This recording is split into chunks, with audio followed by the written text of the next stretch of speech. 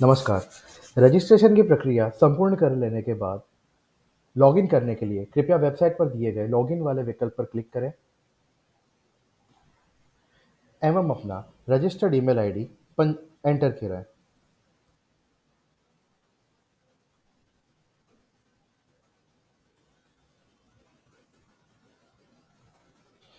Login के button पर click करें। लॉगिन के बटन पर क्लिक करने पर सिस्टम आपको अपने रजिस्टर्ड ईमेल आईडी एवं मोबाइल नंबर पर 4 अंकों का ओटीपी भेजेगा, जिसे आपको वेरीफाई करना है। वेरीफाई कर लेने के उपरांत आप ऑप्शन वाले विकल्प पर क्लिक करें। आप यहाँ पर ऑप्शन वाले विकल्प पर रिडायरेक्ट हो जाएंगे, जहाँ पर आप देख सकते हैं कि कितने ऑप्शन लाइव हैं, क्लोज, कैंसल, ऑल, कितने लिमिटेड है या माय ऑप्शन भी देखे जा सकते हैं।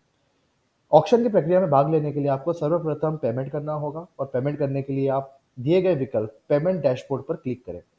इसके पहले अगर आप इवेंट नोटिस चेक करना चाहते हैं तो इवेंट नोटिस के विकल्प पर क्लिक करें, जहां पर आप इसकी ऑक्शन का कंप्लीट नोटिस चेक कर सकते हैं, department name, bidding access check कर सकते हैं, आप अपना पार्टिसिपेशन फीस, पेमेंट का start date end date, auction start date end date, और अगर कोई डॉक्यूमेंट्स अपलोड किया गया है तो आप वो डॉक्यूमेंट्स भी आप चेक कर सकते हैं एवं डाउनलोड कर सकते हैं। व्यू ईएमडी डिटेल्स के बटन पर क्लिक करके आप अगर चेक करना चाहें कि कितनी प्रॉपर्टीज़ हैं, उनके अगेंस्ट में कितनी ईएमडी अमाउंट है, आप वो चेक कर सकते हैं और उसी के अनुसार आप अपने पेमेंट प्रोसेस के लिए आगे बढ़ सकते हैं। गो बैक के विकल्प पर क्लिक करके आपको अगेन पेमेंट डैशबोर्ड वाले विकल्प पर क्लिक करना है। यहाँ पर आपको 2 पेमेंट करने के ऑप्शंस मिल जाएँगे, पहला है रजिस्ट्रेशन फ़ीस का और दूसरा है आपको ईएमडी का। कृपया रजिस्ट्रेशन फ़ीस के विकल्प पर क्लिक करके यहाँ पर आपको देख सकते हैं कि रजिस्ट्रेशन फ़ीस ₹1500 है।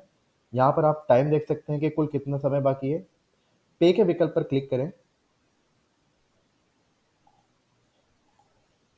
सिस्टम आपको पेमेंट गेटवे सर्वर पर ले जाएगा, जहाँ पर अगेन आपको पेमेंट ऑप्शन पसंद करने के विकल्प मिल जाएँगे, जहाँ पर आप पेमेंट गेटवे या तो चालान के विकल्प का चयन करके आप पेमेंट कर सकते हैं।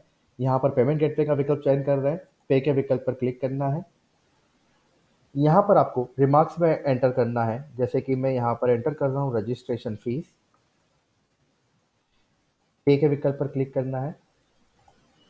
आपको यहाँ पर फिर से मल्टीपल ऑप्शंस मिल जाते हैं, जहाँ पर क्रेडिट कार्ड, डेबिट कार्ड या नेट बैंकिंग का ऑप्शन होता है।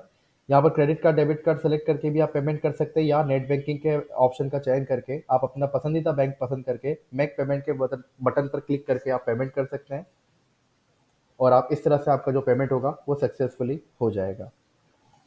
आप देख सकते हैं यहाँ पर पेमेंट ट्रांजैक्शन हिस्ट्री जनरेट होकर के आ गई, जहाँ पर आपका payment transaction ID, amount, payment start date, end date और आपको पेमेंट रिसीप्ट भी मिल जाती है, जो आप डाउनलोड करके चेक कर सकते हैं। इस तरह से आपको पेमेंट रिसिप्ट मिल जाएगी सिस्टम जनरेटेड, जिसे आप डाउनलोड करके रख सकते हैं। ये तो हो गया आपका रजिस्ट्रेशन फीस। अब आपको ईएमडी अमाउंट पेमेंट करना है, तो ईएमडी अमाउंट पे करने के लिए ईएमडी के विकल्प पर क्लिक करें। जैसा कि आपने चेक कर लिया था, ₹5000 यहाँ पर ईएमडी अमाउंट है एक प्रॉपर्टी का।